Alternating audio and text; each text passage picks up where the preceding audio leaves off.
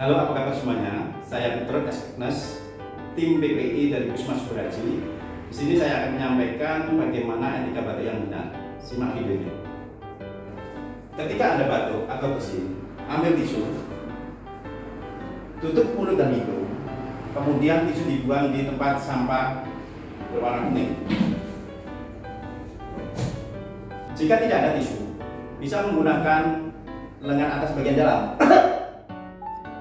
Untuk selanjutnya, kita cuci tangan menggunakan garam atau dengan air mengalir sesuai dengan ketentuan WHO. Demikian sosialisasi etika batuk yang benar menurut WHO. Semoga bermanfaat.